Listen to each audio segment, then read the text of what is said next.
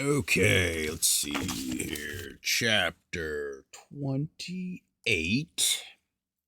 Orpheus. Orpheus, son of the Thracian king Orpheus and the muse Calliope, was the most famous poet musician who ever lived.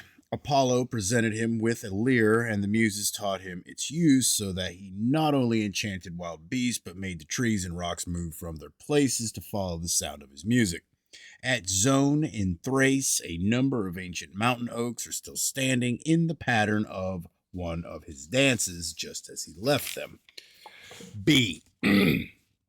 After a visit to Egypt, Orpheus joined the Argonauts, with whom he sailed to Colchis, his music helping them to overcome many difficulties, and on his return married Eurydice, whom some called Agriope,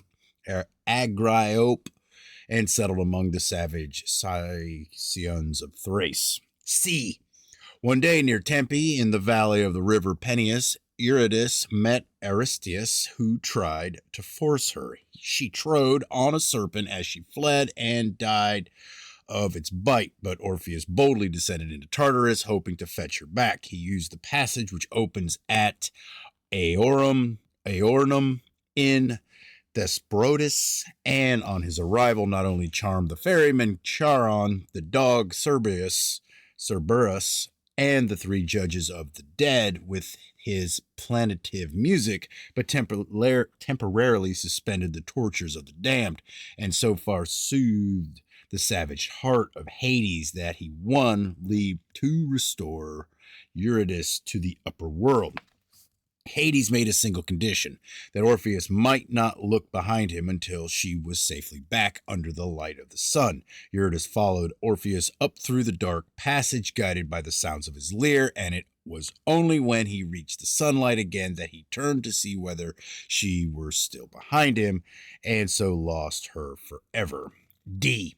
When Dionysus invaded Thrace, Orpheus neglected to honor him, but taught other sacred mysteries and preached the evil of sacrificial murder to the men of Thrace, who listened reverently.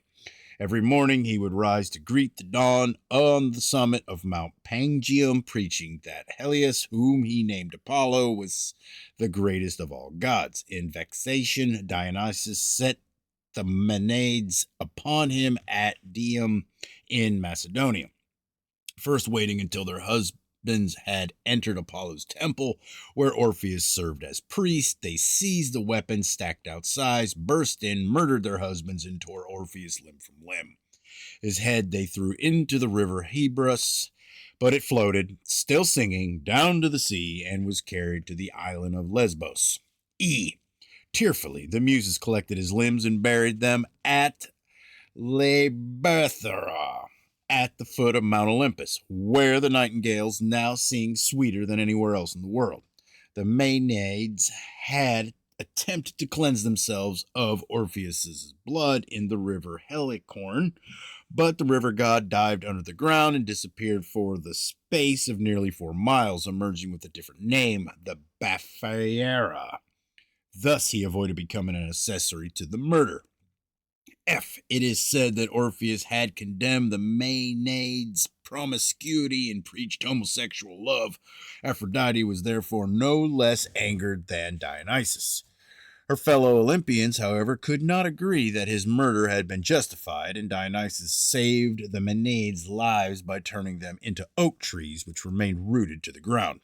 The Thracian men who had survived the massacre decided to tattoo their wives as a warning against the murder of priests, and the custom survives to this day.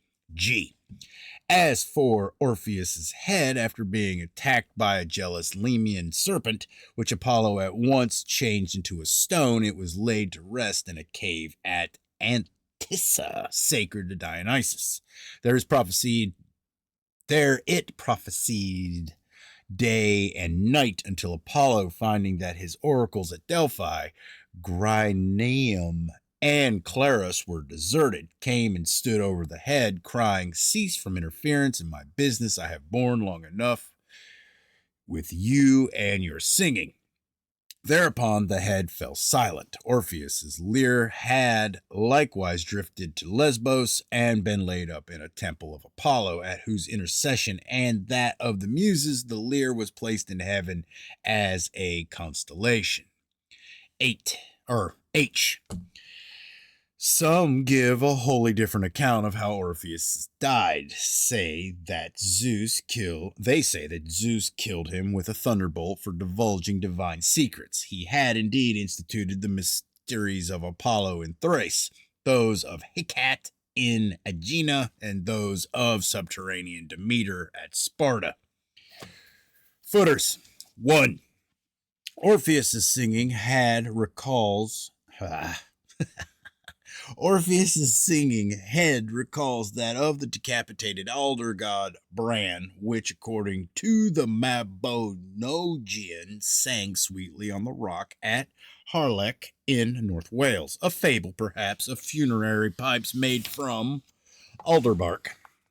Thus the name Orpheus, if it stands for Orpheus on the river bank, may be the title of Bran's Greek counterpart, Phoronius or Cronus, and refer to the alders growing on the banks of the Peneus and other rivers.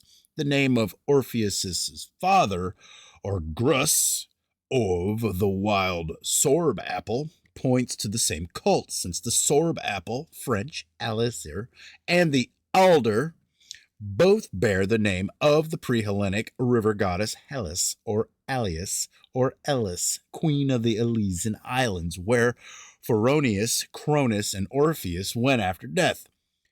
Aeronum is Avernus, an Italic variant of the Celtic Avalon. 2. Orpheus is said by Diodorus Siculus to have used the old 13-consonant alphabet, and the legend that he made the trees move and charm wild beasts apparently refers to its sequence of seasonal trees and symbolic animals. A sacred king, he was struck by a thunderbolt, that is, killed with a double axe in an oak grove at the summer solstice, and then dismembered by the Maenads of the bull cult, like Zagreus, or of the stag cult, like Actaeon. The Maenads, in fact, represented the Muses. In classical Greece, the practice of tattooing was confined to Thracians, and in a vase painting of Orpheus's murder, a Maenaid has a small stag tattooed on her forearm. This Orpheus did not come in conflict with the cult of Dionysius. He was Dionysus, and he played the rude alder pipe, not the civilized lyre. Thus, Proclus writes, make sure. Orpheus, because he was the principal in the Dionysian rites, is said to have suffered the same fate as the god.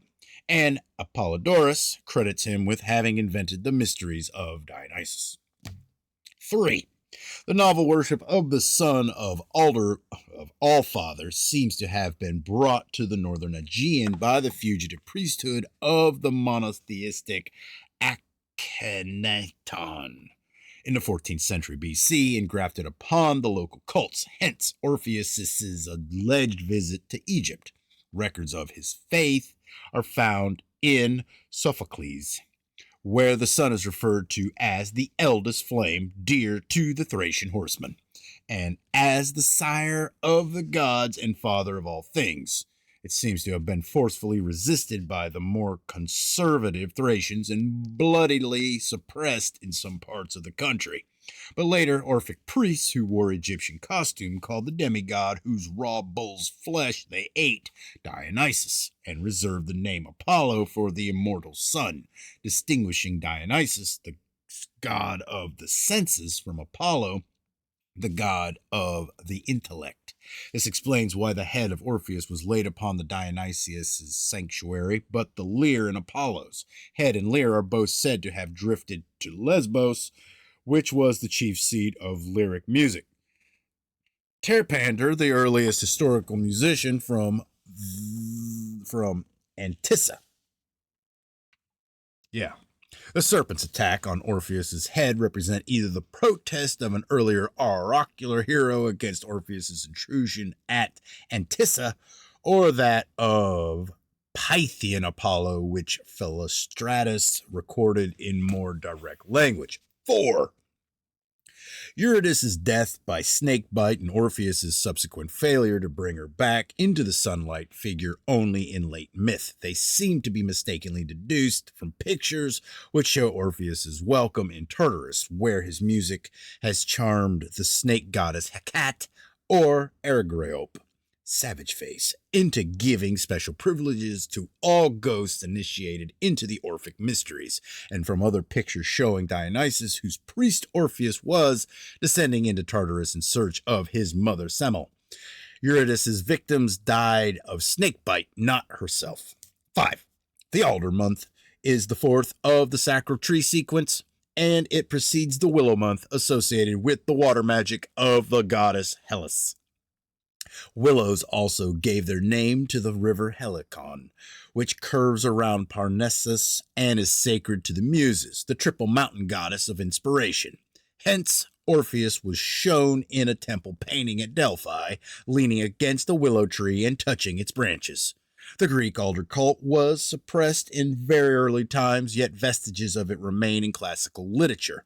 Alders enclose the death island of the witch goddess Circe. Circe's a neat one. She also had a willow grove cemetery at Colchis, and according to Virgil, the sisters of Phaethon were metamorphosed into an alder thicket. 6. This is not to suggest that Orpheus's decapitation was never more than metaphor applied to the lop alder bro. A sacred king necessarily suffered dismemberment, and the Thracians may well have had the same custom as the Ibean Dyaks of modern Sarawak. When the men come home from a successful head-hunting expedition, the Iban women use the trophy as a means of fertilizing the rice crop by invocation. The head is made to sing, mourn, and answer questions, and nursed tenderly in every lap until it finally consents to enter an oracular shrine, where it gives advice on all important occasions, and like the heads of Eurystheus, Bran, and Adam, repels invasions. All right.